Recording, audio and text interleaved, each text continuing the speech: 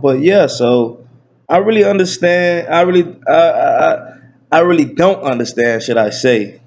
I really don't understand what the committee is really basing this is off of, because every week is something different. If you're gonna base it off of something one week, it should be based off the same thing the next week. Why every week is something different that they're basing the top off of? And I understand like that really baffles me. That I don't.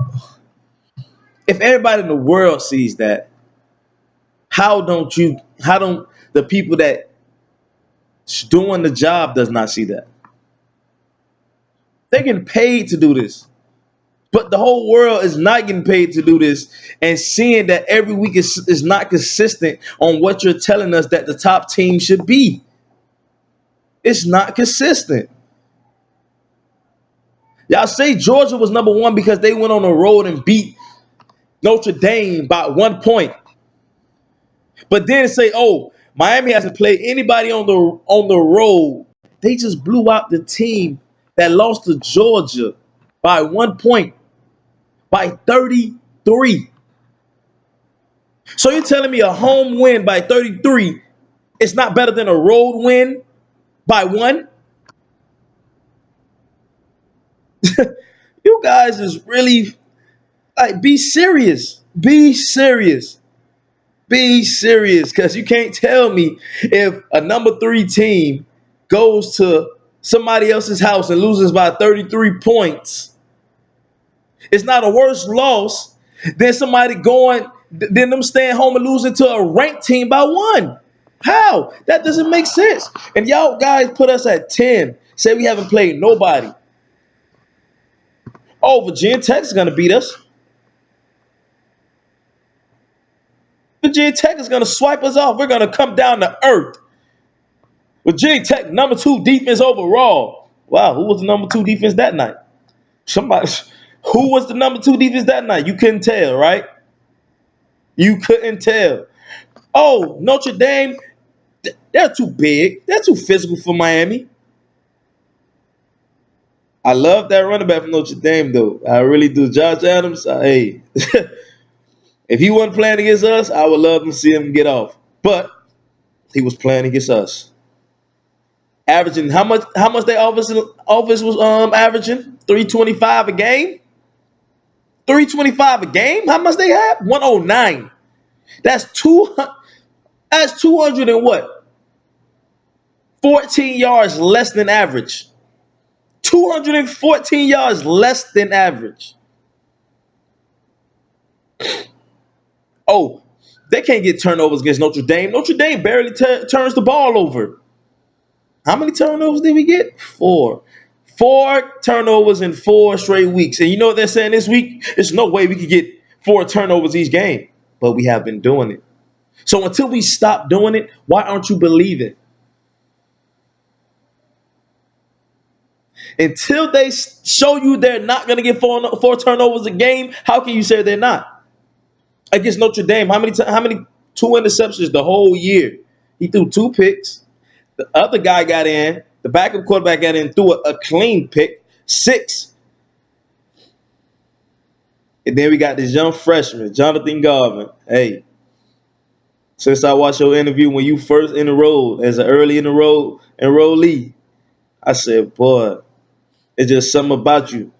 I seen it.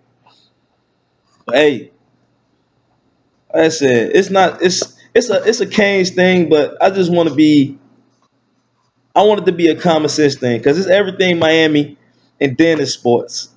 So I like to talk about everything, but I'm basically gonna keep it Miami for the most part. But I will jump to some other topics. Like I said, this is one of my first trials, so I just like to get some feedback and let me know what you guys think. I'm gonna keep this video going. Like I said in my last segment, Auburn is definitely a team to look out for if they do that. If they run the table, they have to be number. Matter of fact, I lie. If Miami doesn't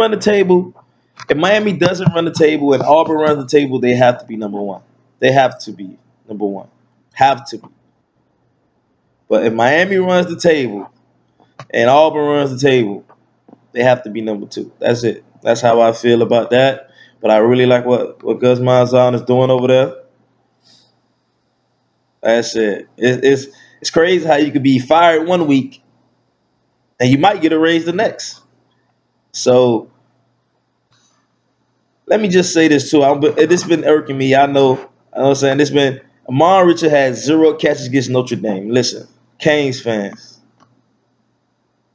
don't let that fool you. Don't let that fool you. Amon Richards has 0 catches because we have more weapons this year than last year. It's simple. But I don't want to say that because we had Njoku and Stacey Coley. But I really feel like this offense complements itself way more than last year offense. Like last year offense did have, matter of fact, last year had big weapons. This year we have a lot of weapons. That's the difference to me. That's exactly the term I want to use. This year we have a lot of weapons in a lot of places, a lot of speed in a lot of places. And I knew DJ Dallas was definitely. I definitely seen that. But no matter what position they put him at, I seen what he's doing right now that he was gonna do. I didn't know he was gonna do it this year because I knew we had Mark Walton and then I knew we had Travis Homer. And I wish I would have started these vlogs years ago because a lot of things I said, like the other dude I was listening to, I forgot his name. I was listening to his vlog, but he said DJ Dallas for the Wildcat, and I said, "Wow, that's the same thing I was saying 3 weeks ago." Wildcat, but as we can see, Mark Richt was definitely holding out for the good teams. I think that's what it was because you could not tell me Mark Richt calling the same plays that he called against Duke, that he called against North Carolina, that he called against Syracuse. These plays that we seen was being called. And like I said, and I'm glad we squeaked through those teams because what Mark Richt had envisioned, it worked.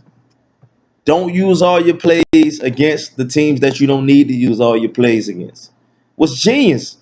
If he envisioned that, then he's a genius because you can really see that no team is prepared for us.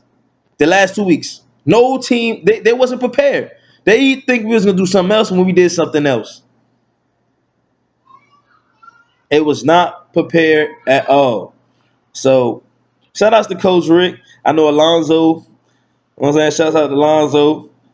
Yeah, Rican. All you guys, y'all inspired me. I've been wanting to do these type of things, but you guys watching you guys every week really pushed me, and also the Canes really pushed me too, because it would have been very hard getting on here talking about losses.